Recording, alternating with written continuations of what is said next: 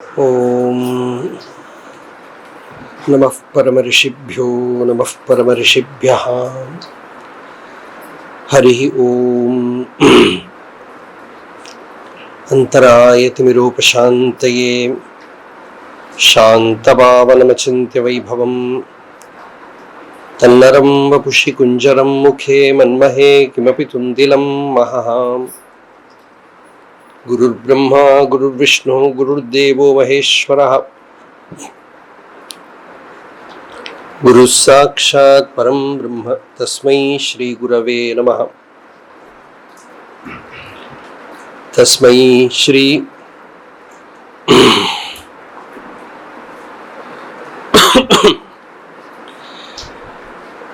यस्यान्तर्नादिमध्यं न हि करचरणं नाम गोत्रं न सूत्रं नो जातिर्नैव वर्णा न भवति पुरुषो नानपुंसं न च स्त्रीं नाकारं नो विकारं न हि जनिमरणं नास्ति पुण्यं न पापं तत्त्वं नो तत्त्वमेकं सहज समरसं सद्गुरुं तं नमामि। देहं मृण्मयवज्जडात्मकमहं बुद्धिर्न तस्यास्त्यतो नाहं तत्तदभावसुप्तिसमये सिद्धात्मसद्भावतः कोऽहं भावयुतः कुतो वरधिया दृष्ट्वात्मनिष्ठात्मनां सोऽहं स्फूर्तितया अरुणाचलशिवः पूर्णो विभाति स्वयं करुणापूर्णसुधाब्धे कबलितघनविश्वरूप किरणावल्या अरुणाचलपरमात्मन् अरुणो भव चित्तकञ्जसुविकासाय त्वयि अरुणाचल सर्वं भूत्वा स्थित्वा प्रलीनमेतच्चित्रं हृद्यहमित्यात्मतया नृत्यसि भोः ते वदन्ति हृदयं नाम अहमिति कुत आयातीत्यन्विष्यान्तः प्रविष्टयात्यमलधियाम् अवगम्य स्वं रूपं शाम्यत्यरुणाचलत्वयि नदीवाब्धौ त्यक्त्वा विषयं बाह्यं रुद्धप्राणेन रुद्धमनसान्तस्त्वां ध्यायन् पश्यति योगी दीधितिम् अरुणाचलत्वयि महीयं ते त्वय्यर्पितमनसा त्वां पश्यन् सर्वं तवाकृतितयां सततं भजते अनन्यप्रीत्या स जयत्यरुणाचलत्वयि सुखे मग्नः।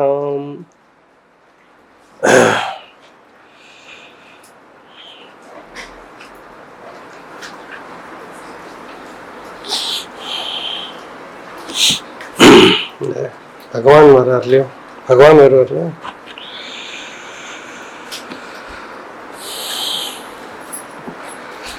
अरुणाचल शिव अरुणाचल शिव अरुणाचल शिव अरुणाचल अरुणाचल शिव अरुणाचल शिव अरुणाचल शिव अरुणाचल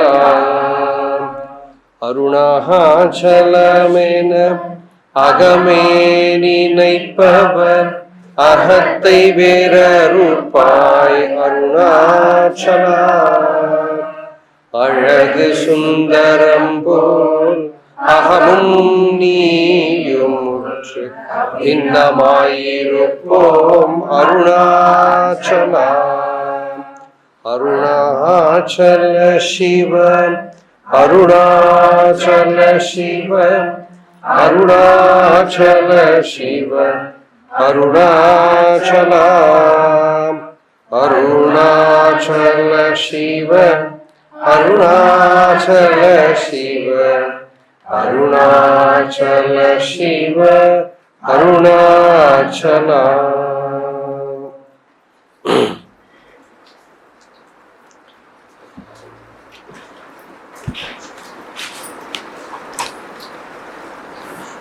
अंतर्यश्च बहिर्विधूततिमिरं ज्योतिर्मयं शाश्वतं स्थानं प्राप्य विराजते विनमताम् अज्ञानमुन्मूलयन् पश्यन् विश्वमपीदमुल्लसति यो विश्वस्य पारे परः तस्मै श्रीरमणाय लोकगुरवे शोकस्य हन्त्रे नमः।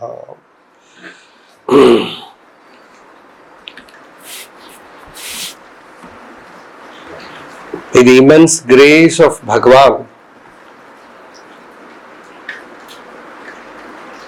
We are continuing our meditation on Bhagavan's Aksharamanamala that we do every day as Ramana Jayanti talks.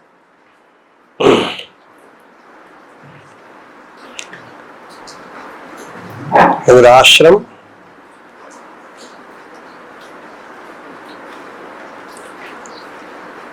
we have the Ashada Satsanga in Tamil, and then this Jayanti talks in English. So this Jayanti talks, we have started Bhagavan's Arunachala Akshara Manamala, and we have already covered half the distance.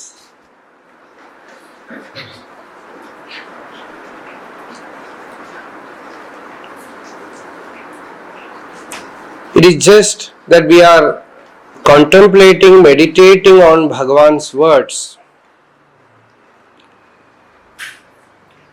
We cannot claim that we have exhausted the meaning. We have seen it just opens up new vistas. Every song, when superficially you see it is just a bhakti that Bhagavan expressed to Arunachala. But you go on chanting it, meditating on it, it itself becomes inquiry and it becomes the ultimate teaching. The very beginning, as we can see in Aksharamanamala, by mere contemplation on Arunachala, what happens? The I ceases to exist. Arunachalam ena agame ninaipavar ahattai ver arupai Arunachala. I am not going back, but just it's like before entering into the 51st verse that we have to do this year, just having a reflection of the opening verse, which is like a meditation verse. You Arunachalam ena, that is the word. Because the mantra that Bhagavan carried in his heart is Arunachalam. In every spiritual tradition, we will have some upasana, some bhakti, some charya, and ultimately jnanam. Generally it is charya, some service, then upasana, then jnanam. Bhagavan's devotees will wonder what is there in Bhagavan's teaching other than pure jnanam. You take Bhagavan's Upadesha Saram, first Bhagavan explains karma. Then he says Jagata Ishadhi Yukta Sevanam Ashtamurti Bhrit Deva Pujanam. To serve the world with the bhava, with the deeper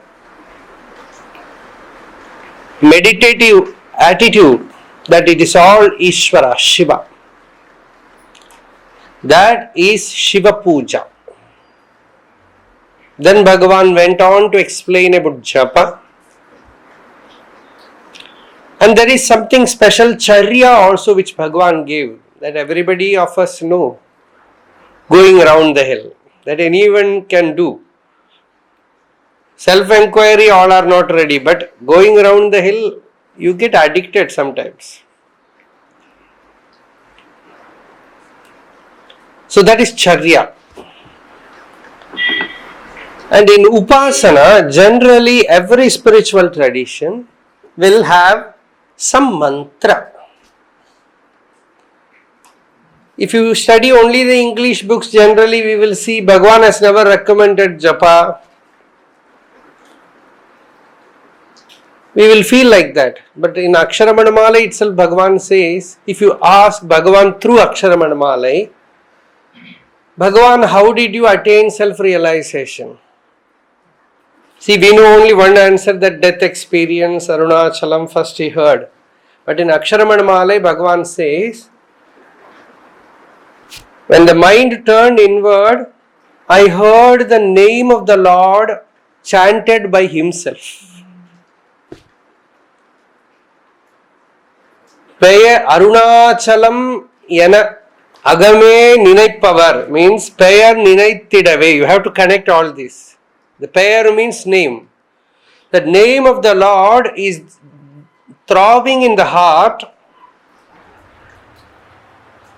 and the mind itself became the mystic, the ears to listen to that mystic sound. Mind itself becomes all the senses. All the senses are in the mind. So, Bhagavan did not say chanting the Nama. He said hearing the Nama. It is the ultimate state of japa. You start doing japa, and at last the japa drops away. You are listening to the japa done by the Lord. There is another verse of Jnanadeva of Maharashtra, a great Jnani, Jnaneshwara. He says, Ekatattva Nama Drida Dhari Mana. Says, you hold on to that Ekatattva Nama. Every Nama, it signifies Tattva, the truth. And you hold on to it firmly. And then in the last line of that Abhang, he says, Jnanadeva Mauna. Now Jnanadeva has become Mauna, silent. He is not doing japa, but the rosary of Panduranga is going on inside. Lord is chanting from within, and I am only listening to it. So this happened with Bhagavan. Listening to Arunachalam iti. Arunachalam yana. I just translated that one verse to Sanskrit long back. Arunachalam iti Hridaye smaratam ahamaha nashaka arunachala. Nobody has done in that meter whole 108 verses. I think it is there in Telugu. In Malayalam also one devotee did, because the language is almost same, so it is easy, but Sanskrit is difficult. Lakshmana Sharma has translated all the 108 verses to Sanskrit, but not in that meter. And it brings in the essence, not the complete meaning. So it's all very difficult to completely translate. So one verse I tried. So it's Arunachalam iti Hridaye smaratam ahamaha nashaka arunachala. Chandas correct then?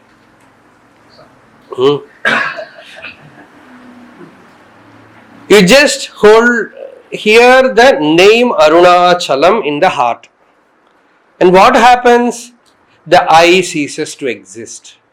The purpose of chanting the sweet name of the Lord is that you chant the name of the Lord, the I, the individual sense, the ego sense disappears.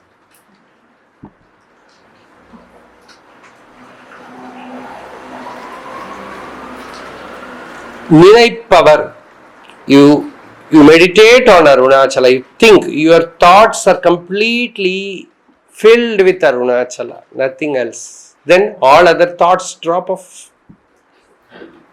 All the thoughts comes to a stop, no thinking. Actually, we are not thinking, we are only thoughting.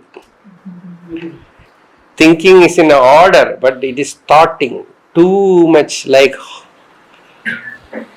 hornets, bees. The brain is full of thoughts. And all the thoughts come to a stillness, a quietude. Silent. The brain becomes absolutely quiet. Then what happens? The real Arunachala shines forth within. Then you realize that the I and Ishvara are not different. They are both one and the same. Only Shiva is there in you. There is no I.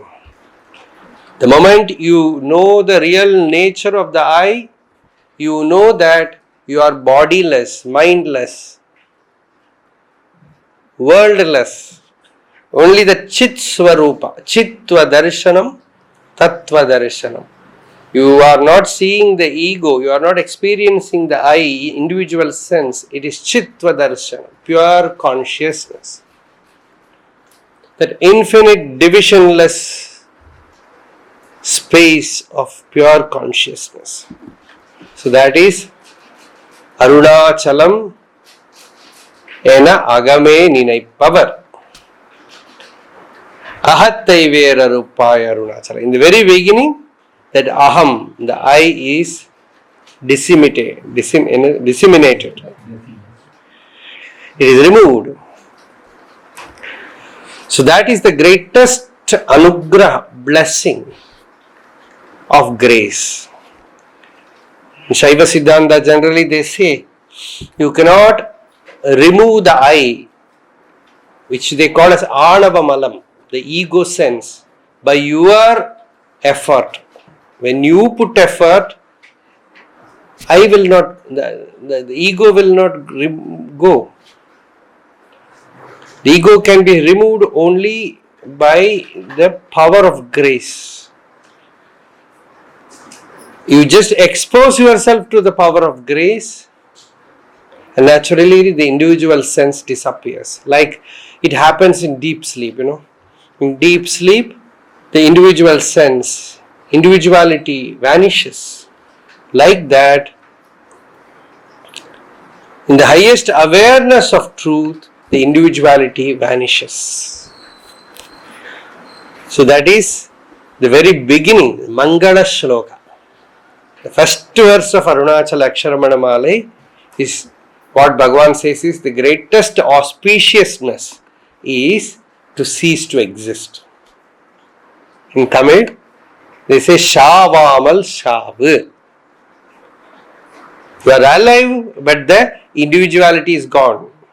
Once, some devotee asked, Bhagavan, what is your state? So, Bhagavan Ramana said, at that time, in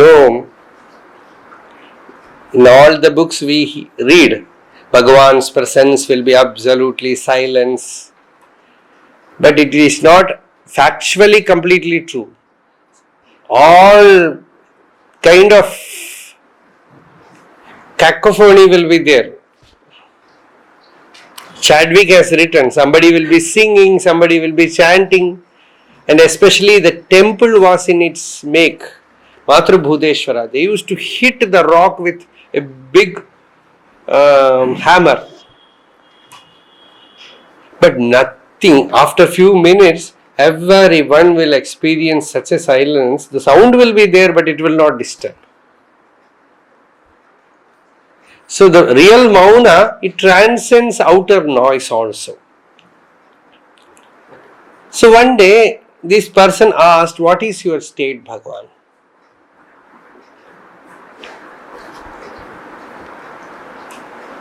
At that time, Bhagavan's attendant, Krishna Swami, he has put on the radio. He was a very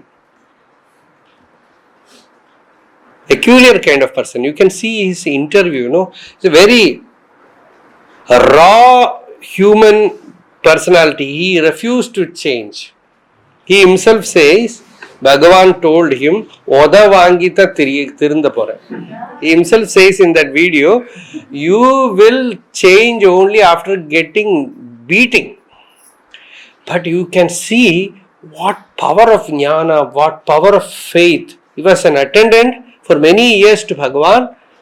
Very raw. His personality is absolutely like an ordinary human being.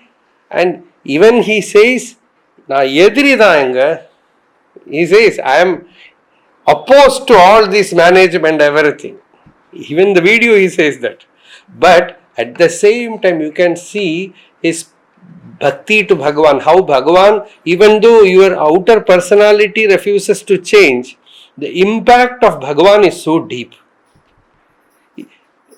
Why Bhagavan said you are not changing? When somebody deeply meditates in Bhagavan's presence, he will put on the radio. And Bhagavan could have said, hey, keep quiet. Bhagavan will not interfere.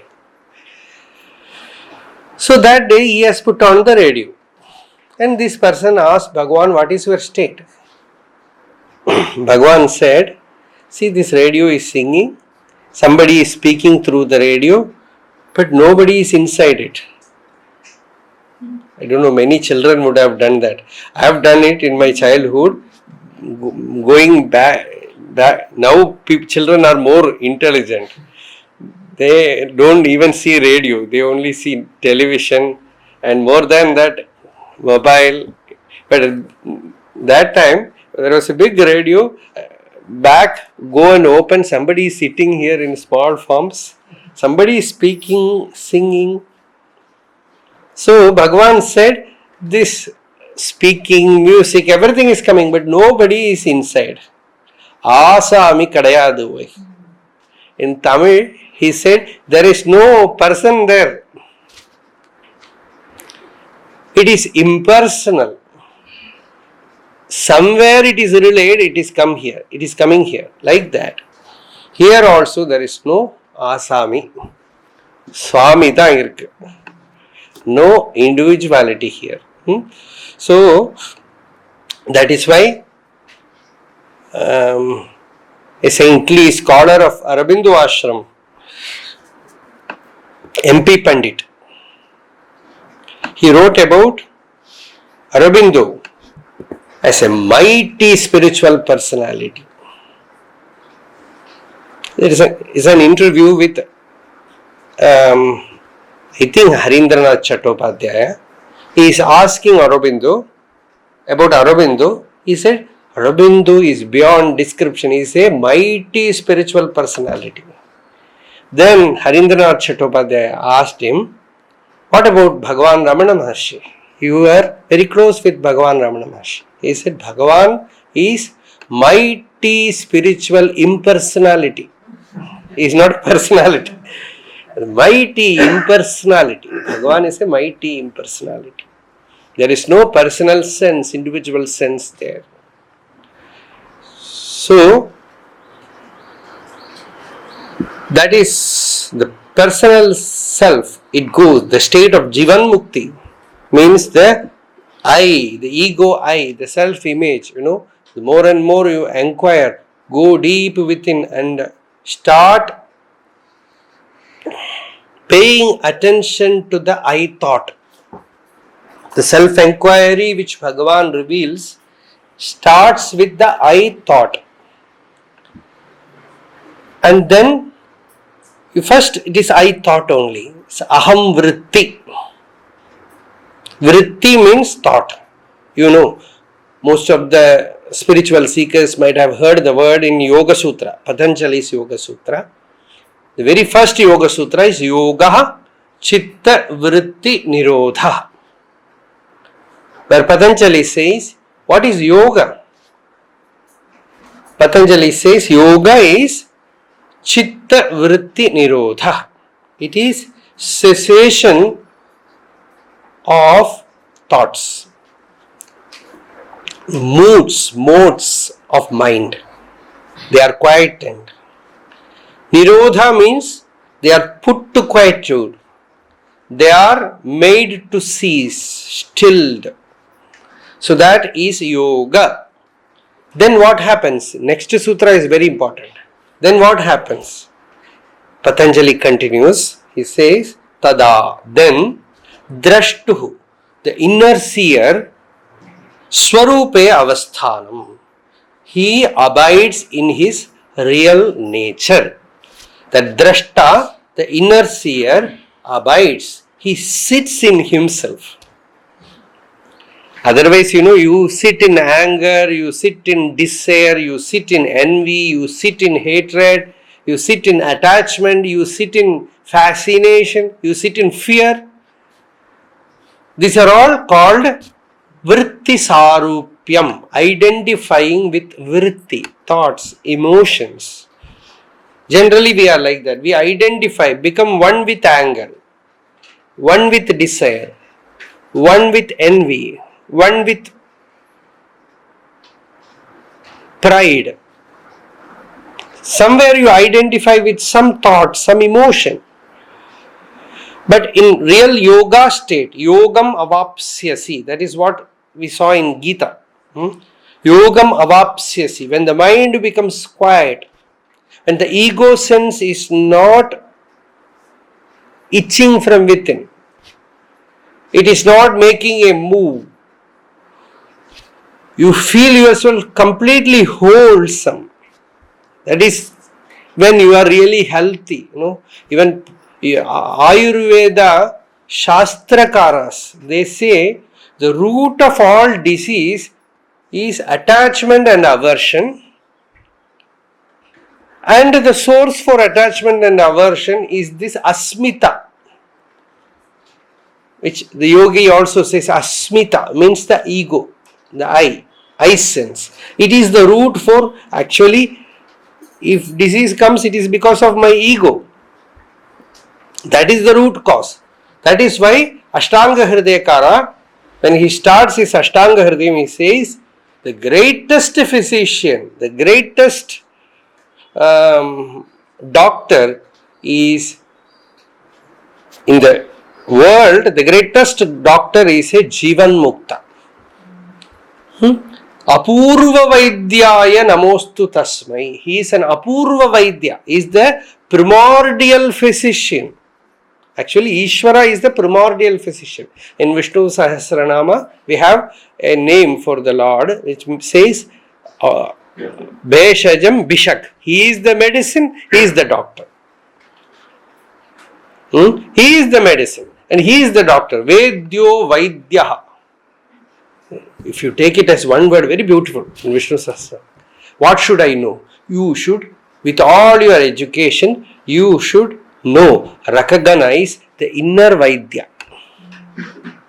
The Vaidya who is hiding inside you. Once you awaken him, he is a perfect guide. Actually, it is not a big feat. Any dog knows it. Any goat knows it. Any bird knows it.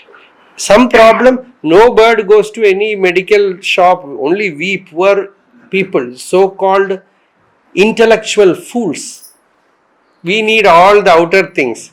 But see, all the creatures in nature, they have the doctor hidden in them. If you domesticate them, they lose that power.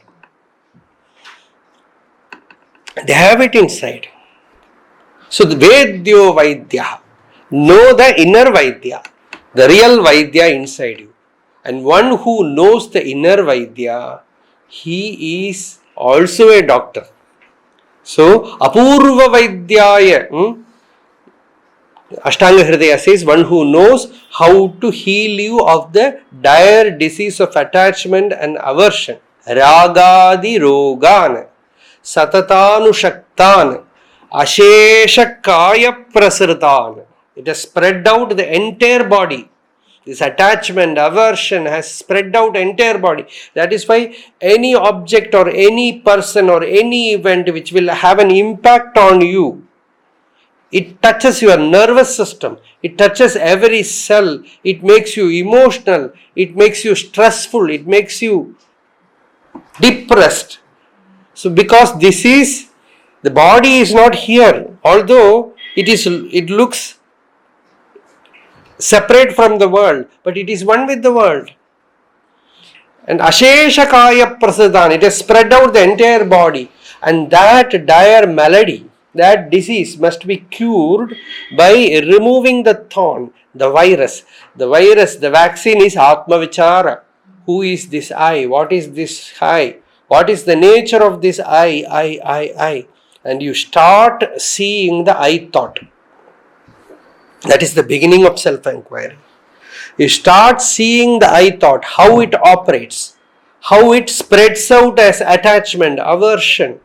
It spews the emotions of all kind of depression, everything into our system. And that it is like a growth which just spreads out suffering. So you start observing this eye, holding this eye, touching the eye from within. Then slowly, slowly, slowly, you see that the eye is not merely alphabet eye. It is the mind, it is the body. It is hiding in a pencil, in a notebook. Somebody takes, hey, it is mine. It is in the bank deposit. It is in the house. It is in wife, children. Wherever something happens, the whole body gets affected. Sometimes it is more situated in outer things than your body. Your body, something happens, doesn't matter. But to something which you are attached, it is taken away, your whole system burns. Snehavan jwalate anisham. Bhagavata Mahatmya says, you have sneha, attachment, you jwalate means you burn. Your entire body, mind burns with that attachment. And the source for attachment is this aham vritti, this I thought. This I thought, it makes you burn. The I thought, it makes you angry. The I thought, it makes you depressed. The I thought, it makes you suffer. I thought is samsara. Chijjada granthi, bandham, jivan, nutpamai, ahantai, it's samsaram, manam. Bhagavan says in Ulladinarpad, this one I thought is Chijjada granthi, bandham. It is the bondage. Chijjada granthi means the shadow-like knot which connects the body and mind. Chijjada granthi, bandham. It's the bondage. Limitation. It curtails your freedom. Bandham, Jivan, it is called the Jiva, the individual sense. Nutpamai, subtle body. Ahantai, it is the ego. Is samsaram, this is the samsara. The I thought is samsara. Manam, it is mind. Actually, mind is not mere spread out thoughts. This I, this ego sense is samsara. So to thwart it out, to eliminate this I thought from the system, that is the mukti, that is mukti. Ahantai uru aridal mukti, that is Ulladinarpadu, Bhagavan's most profound teaching. The authentic text ends with that statement which says Ahantai uru aridal mukti. The ahantai, this ego sense, has to be removed, erased, and that is mukti. Mukti means what? Liberation. It is real liberty. It is complete freedom, which all the sages dreamt. It is here. While living, you have to attain that state of absolute freedom, swatantrata. And that is what Bhagavan says when the I is removed, when the I sense is deeply explored. You see the I sense in various forms. It manifests in various forms. Somebody asked Bhagavan, a good sadhaka, perhaps Maurice Friedman, he asked Bhagavan, the I thought has various forms. It is there in Gospel of Maharshi. Then Bhagavan gives a beautiful, very insightful guidance. He says, if you take the ego as with various forms, you can never do self-inquiry. So, take it only as with one form. That is the I thought. That is the way you can hold it. You can feel it. You can sense it. You can sense the ego as I thought, as I, the movement of I. In the heart as the movement of I.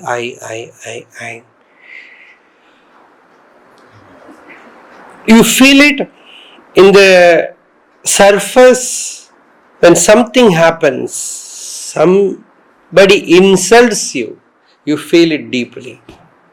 That is why, monks, when they take to spiritual life, they expose themselves to all kind of insults. You have to go for begging. And Bhagavan said that is the best medicine for this ego. He saw to it that all his disciples became real sannyasis. But he never recommended ochre robe, generally never recommended. If that was their destiny, it is okay. Generally, he never said you wear ochre robe or tonsure the head. Once Kunjuswami asked Bhagavan, why you do not recommend outer sannyasa? Then Bhagavan said, sannyasa onakagava, olagatkava. This was Bhagavan's question. Bhagavan's question is, sannyasa, is it for you or for the world? See, the entire spiritual life is an explosion from within. From the center you recognize. If you start looking from outside through the eyes of others, true spiritual life is not possible. That is very difficult also, because generally we tend to see it because we are born with that always, what will, in Tamil we say, nalu per enna solva. What will 4 people say? Who are these 4 people? Mano, buddhi, ahankara, chitta. I define it like that. The 4 people are the mind, the intellect, the ego and the chitta, unconscious mind. These will be constantly whispering from within, murmuring something, trying to hypnotize you, putting you in their spell. So, if you start listening to others, that is called loka vasana. It's vasana means, a disturbance. Vasana means an enslaving power. Vasana means you are no more yourself. You are under the sway of some force. Some force. And loka vasana is looking at the world. What will they say? Every day I go by car. Today if I go by walk, what will others say? This is vasana. Like that spiritual life also, we have a vasana. And people also will feed to it. So that to remove that vasana, you need not fight with vasana. You have to go into the center and from there blossom. From you have to open up. And that opening up is very, very important. In a patient, no? No. The eye, the eye, when you inquire into the nature of the eye sense. I thought of Morris Freeman question. Yes. That is. So you consider it as only the I thought. And the I thought reveals itself as a throbbing, as a spiritual experience slowly. You find that what you call as me, as I, it is condensed mind. It is the energy. No. In one place in talks, somebody asked Bhagavan, what is Kundalini? Kundalini, many of the seekers, they know. They have heard it. The yogis say Kundalini, very fascinating, In my childhood, first I read Vivekananda's Raja Yoga. And Swamiji is speaking about Kundalini. And it is like a coiled serpent in the spinal column. From there it goes up with all the hoods. And there are songs also representing it. So it was fascinating at that time. But at that time itself that fascination went away. Because for this life, even at that time only jnana appealed. It didn't appear much. So, but that Kundalini, many people, they want to awaken the Kundalini with pranayama, everything. Once I was with a Swami, an old Swami. and a youngster who is known to me, he came to him and he asked that Swami, I read Raja Yoga and suddenly I felt something arising from the lowest spot to the head, a force. And I was fascinated because this person is speaking about Kundalini. And that Swami said, it must be the ant.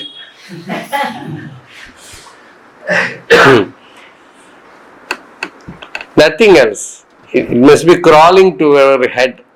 Because you can see when that Shakti has awakened. And the lowest portion of that Shakti is not naturally, it is not that Kundalini has to awaken afresh. It is already awakened in everyone as the mind. The Swadhisthana, Manipuraka, Mooladhara is all the planes of mind. Generally eating, procreation, security sense. Or who doesn't have these things? Everyone have these things. I must be secure, so keep money, make all arrangements for security so that I will have safe. These are all called the Swadhisthana Chakra, and accrue wealth for that, greed and desire. These are all these three lower chakras. And spiritual life starts from the Anahata, from within. There you start sensing the I. So once you start doing self-enquiry, or self-enquiry has started working to you, you are already in the, not the heart center which Bhagavan speaks, the Anahata chakra of the yogis. So in talks, when somebody asks Bhagavan about Kundalini, Bhagavan says, the I thought is Kundalini. It's a very profound answer.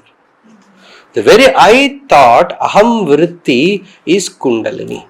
Because when you feel the I thought from the heart center, Amudavaya Tira Arunmati Arunachala, we have already seen. From there, the nectarine path opens up. And from there, the heart center to the head. It is in the body, you feel, perhaps you feel as a shadow. It is like what the yogis say, like a skylark or like an eagle which goes in the sky. Its shadow falls in earth. Like that spiritual experience happens in another plane, but the shadow of it happens in the body. It is actually not happening in the body, but any spiritual experience will have an impact in the physical. That is what you are naming, you are narrating. So that is a different thing.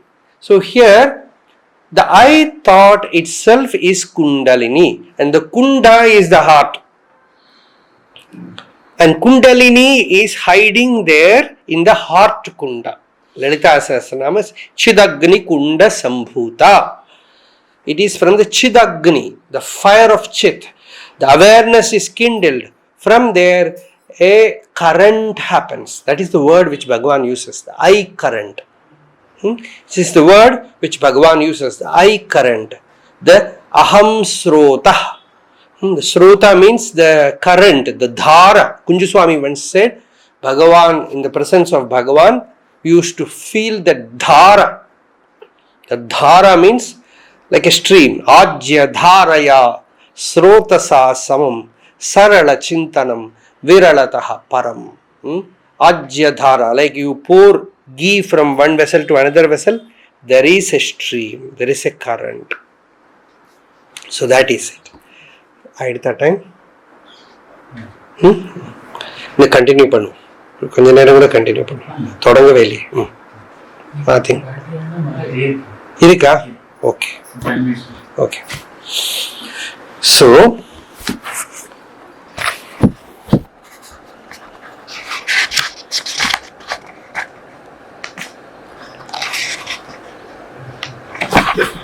this teaching,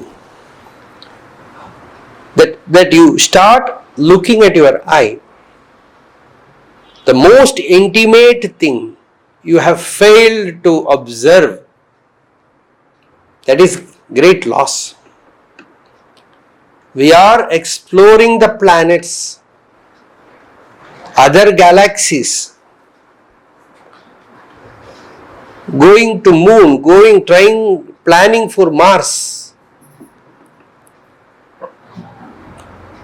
drilling the earth, going under the ocean. But the simple thing, going within, inquiring what is happening in oneself. The Upanishad says, even if you do all the acrobatics in the world, the greatest miracle you perform with science, if you fail to know the inner light, the Deva within, the divine being, the inner being who is hidden in you, you will not attain peace. Charmavada akasham veshtayishyanti manavaha tada devam avignaya dukkhasya anto bhavishyati. Like folding the akasha, the space, like a mat, like a leather mat. If you are able to fold the space like a leather mat, space is not something which you can hold. Even that level of miracle, that level of attainment you are able to do, Devam avignaya, without knowing the inner Deva, Dukkhasyanto, then perhaps you will attain the ending of sorrow without knowing the Deva, but it is not possible. The answer is, without knowing the inner Deva, the Lord who is hidden in you, you will never attain peace. Wherever you go outside, it's all vasana, we are not negating, degrading any experiments, research or anything. Any kind of outer going outside is vasana. Even spiritual sadhana is a vasana. Any kind of spiritual practice is also ultimately a vasana. It's a good vasana. Yoga Vasishta says, Shubhabhyam vasana vruddhau tata dosho na kanchana. When you increase noble vasanas, it will help to keep you peaceful. It is not a bad vasana. It is certainly needed, necessary, but it is also ultimately a vasana. Don't take amiss. Even doing self-enquiry is a vasana. Because the moment you hear the master or see the master, you have to recognize the self and abide. But you think the self has to be inquired, and sometimes we feel proud because we know who am I. And all your life go on doing who am I. That is why Bhagavan said in his Ekatma Panchakam, one who asks who am I continuously, he is like a drunkard who is asking after drinking who am I, where am I. Madhupananai idu pahar. Because that we are not saying that you should not do who am I. You have to do self-enquiry. There is no other way to remove the vasanas, to come out of this bondage. That is the greatest medicine. But even that, it should not become an identity. Every day, 1 hour I do who am I. It's not like that.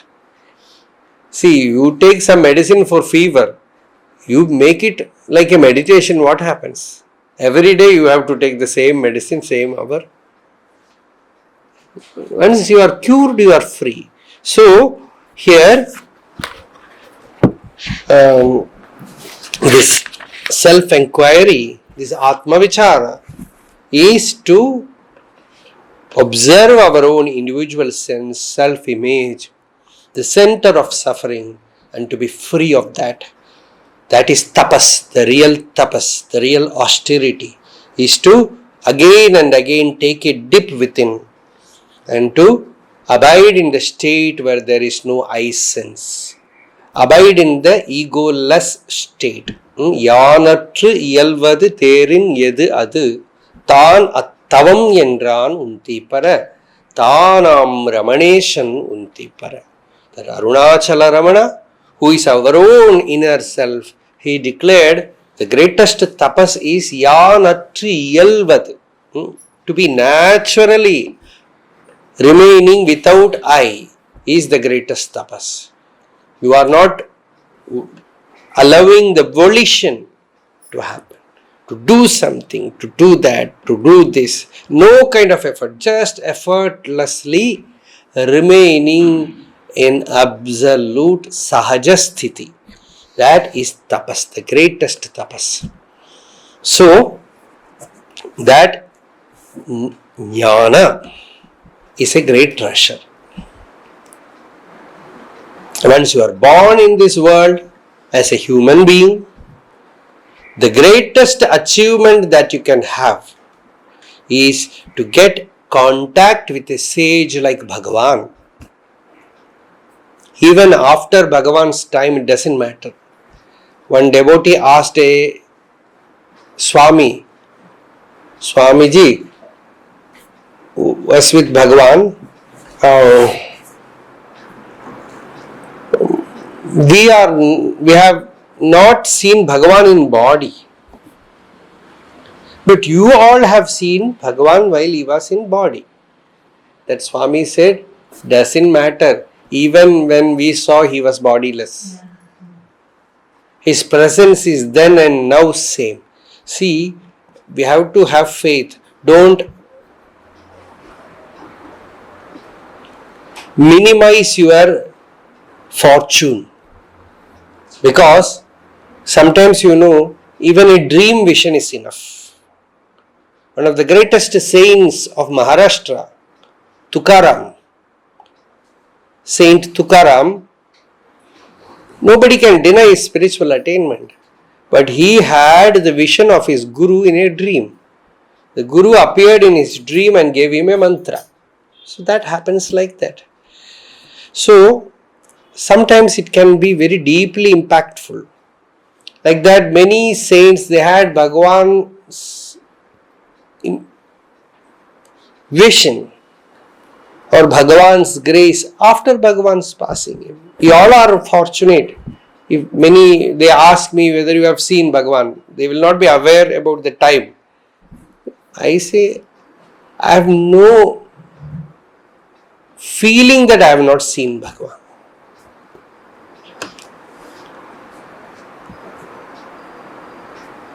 He has entered this heart. He alone exists. We don't exist. He is our real self. He is our inner being.